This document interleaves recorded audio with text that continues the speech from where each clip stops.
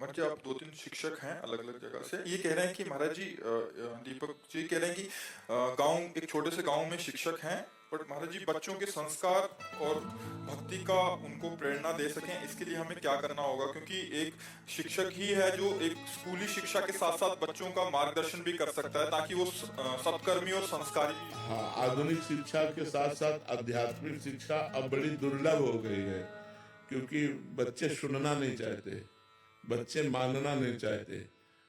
अब जो मोबाइल शिक्षा दे रहा है, तो वो टीचर का सम्मान और टीचर की बातों पर ध्यान देना असंभव सा होता जा रहा है, असंभव सा होता जा रहा है।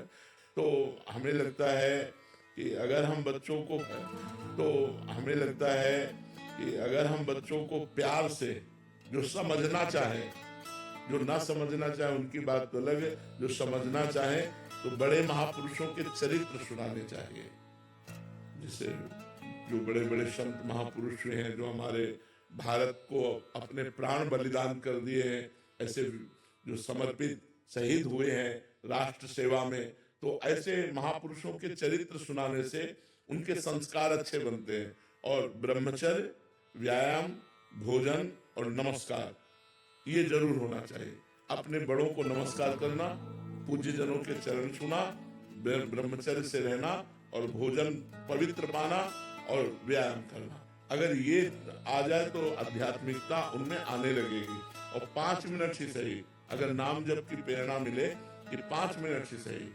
तो देखो स्कूलों में तो प्रायः भागवतिक प्रार्थनाएं करवाई ही जाती हैं। हाँ, आज भी करवाई जाती है। हम लोग पहले हे प्रभु आनंद दाता ज्ञान हमको दीजिए, शीघ्र सारे दुर्गुणों को दूर हमसे कीजिए, लीजिए हमको शरण में हम सदाचारी बने, ब्रह्मचारी धर्म रक्षक वीर व्रत। कितना बढ़िया है ये प्रार्थना, कितनी बढ़िया है। हम लोगों को पहले प्रार्थनाएं करवाई जाती थी। तो प्रार्थना है, कुछ वीर महापुरुषों के चरित्र हैं, बड़े महापुरुषों के चरित्र हैं, बड़े महापुरुषों के चरित्र हैं। और दिनचर्या का संयम, कई बजे तुम्हें उठना है, कई बजे तुम्हें सोना है।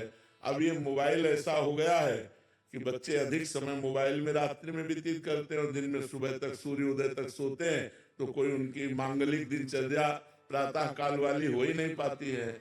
9-9 बजे तक तो सोते हैं, 8-8 बजे तक सोते हैं। कोई तो कह रहा था 11-11 बजे तक लोग सोते हैं।